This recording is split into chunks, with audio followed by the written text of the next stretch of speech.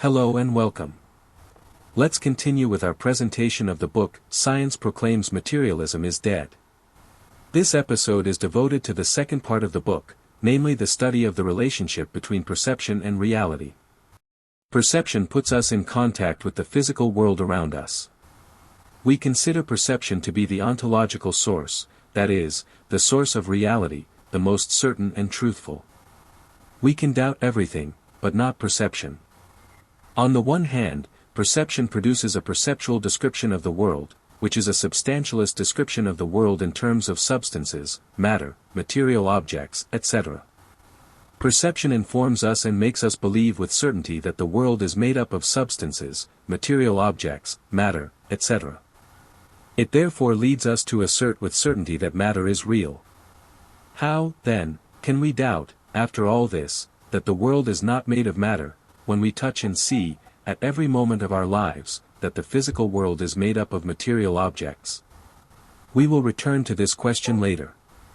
It should be noted that the perceptual description of the world forms the basis of the various substantialist worldviews, namely materialism, dualism, panpsychism, and pantheism. We are therefore faced with a great paradox, linked of course to the relationship between perception and reality. On the one hand, we have perception, which leads to the certainty that the world is made up of matter, and therefore substance, and on the other hand, the scientific and philosophical study of this relationship and of the world leads to the certainty that the world is not made up of matter and substance. The study of the relationship between perception and reality effectively marks the beginning of the revolution against substantialism and therefore against materialism.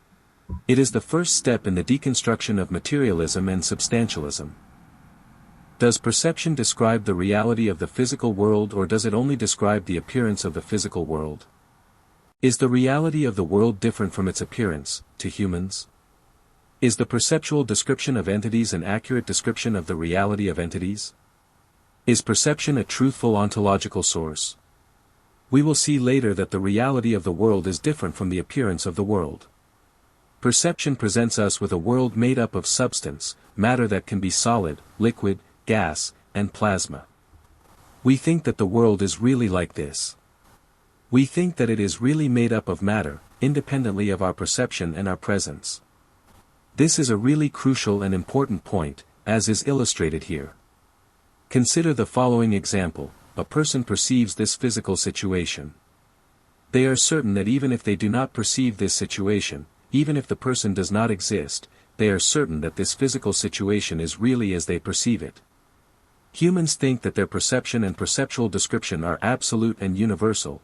They think that their perceptual description is independent of any observer. Consider the case of the apple. We are certain that the apple is really like this, as a material object, solid, red, spherical, etc. But is the apple really as we perceive it? When we perceive the apple with our eyes, according to the macroscopic scale of perception, it appears to us as a material object, solid, red, spherical, etc. Now let's change our eyes and our scale of perception. Let's replace our eyes with their macroscopic scale of perception with eyes with a microscopic cellular scale of perception. At that moment, we will perceive the apple as follows. We will no longer perceive it as a material, solid, red object, etc., but we will perceive it as a dynamic system made up of millions of interacting cells. It is as if, by getting closer to the apple, by changing our scale of perception from macroscopic to microscopic cellular, our perception of the apple changes completely. The perceptual description of the apple changes completely. On a macroscopic scale, we perceive the apple as a material, spherical, red, solid object, etc. On the microscopic scale, the same apple is perceived as a dynamic system of millions of cells. If we change our scale of perception to the microscopic molecular scale, the same apple is perceived as a dynamic system consisting of billions and billions of interacting molecules. We can continue in this way, moving to the atomic scale and then to the quantum and subquantum scales. We then see that an entity, such as an apple, consists much more of nested dynamic systems than of matter or material objects.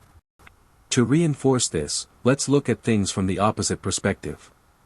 Instead of moving from the macroscopic level to the microscopic levels, let's move from the most microscopic level to the macroscopic level, that of humans. Let's start with the dynamic system of quarks. From afar, this system appears to be a material object called a proton. It appears to be an elementary and indivisible quantity of matter. From afar means that we perceive this system at a higher hierarchical level, say the hierarchical level of the atom. In the same way, the dynamic system atom, which is made up of different quanta, when perceived from afar, will appear as a material object, an elementary quantity of indivisible matter. And so on. The lesson we can learn from all this is that matter, as a substance that occupies a volume, is not real. It results from the perception, by an observer according to a particular scale of perception, of a dynamic system, from a higher hierarchical level, as illustrated by the case of the dynamic system of quarks. The second example is that of a system of millions of cells. Here too, from afar, this system will appear as a small amount of matter, a small fragment of the red apple we considered just before, perceived from afar as a material object. The same applies to a crowd of individuals. From afar, we perceive this system as a material object. This episode is coming to its end.